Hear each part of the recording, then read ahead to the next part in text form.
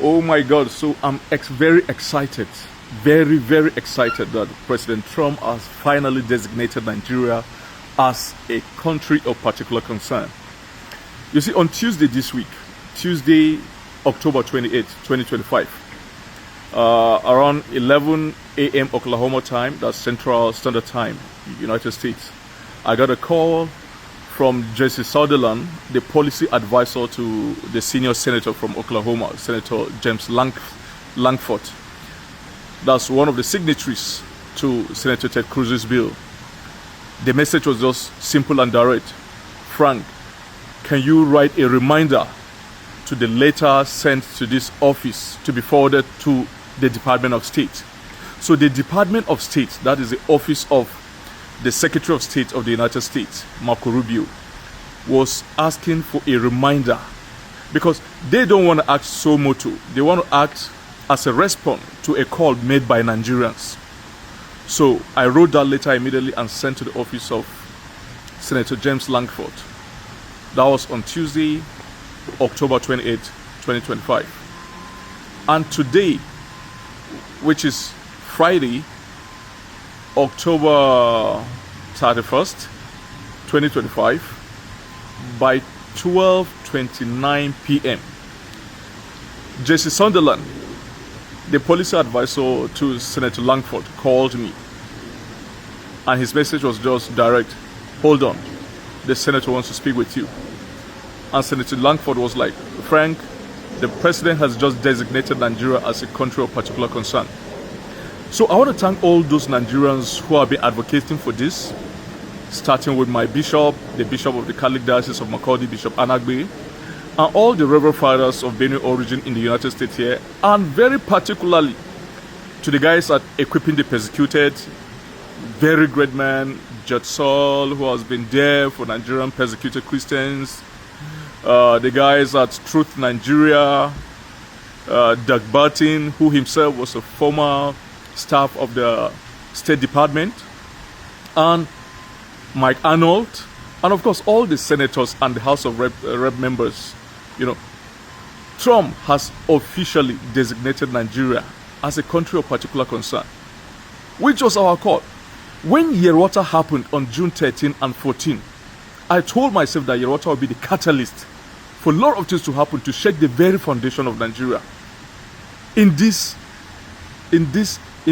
war against terrorism, especially Fulani terrorism and the genocide against Christians in Nigeria.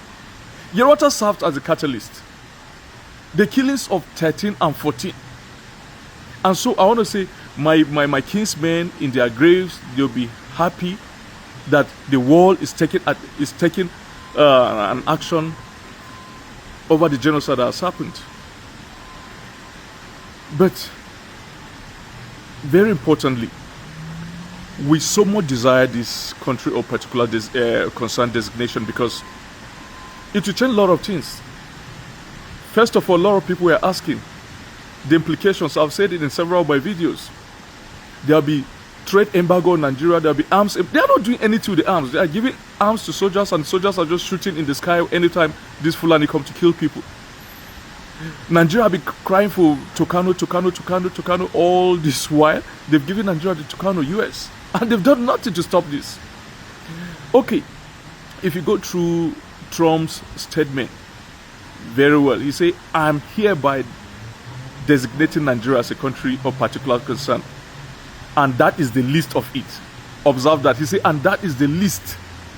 The list is the designation. The most important thing is what comes on after this designation.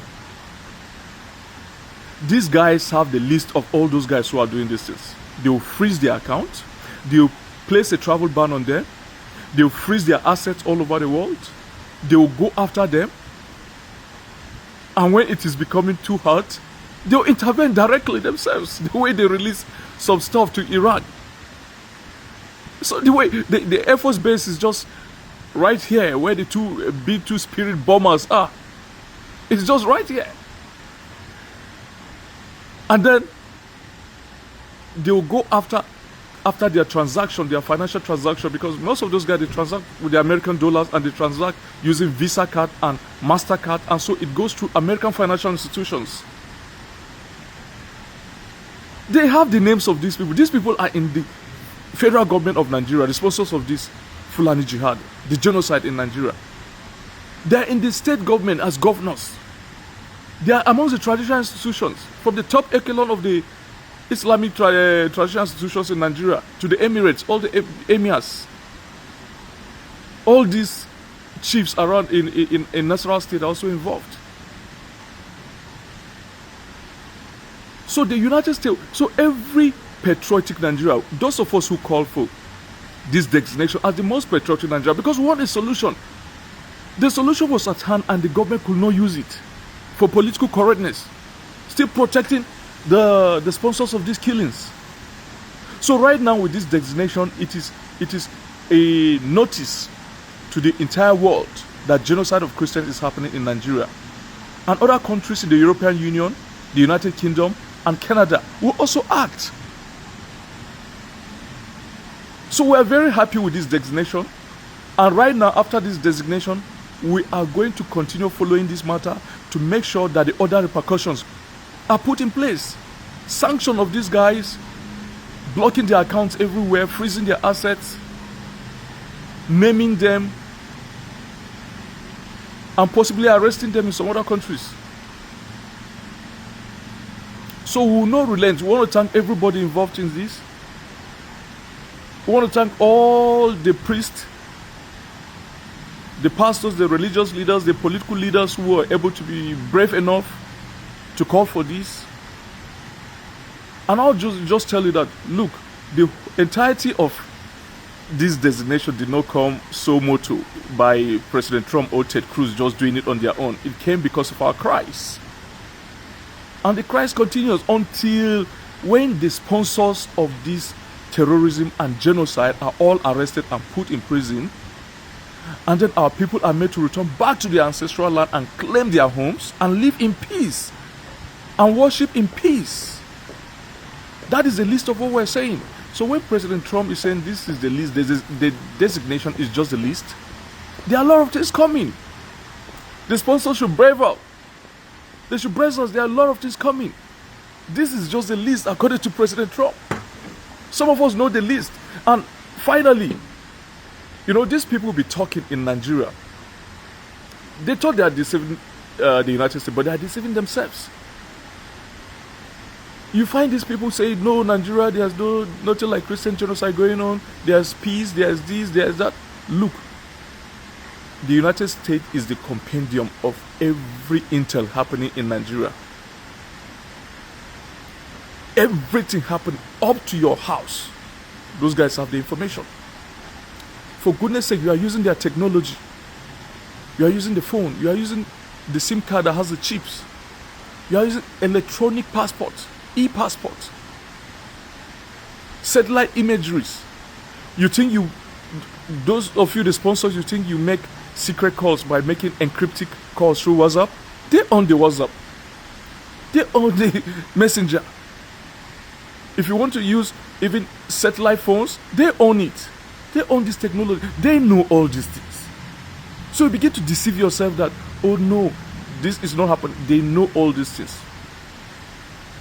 I've sat down with many of them. I've heard them inform me about Nigeria to the extent that I never knew Nigeria existed that way. So once again, we want to thank President Trump very well. We want to thank everybody involved in this.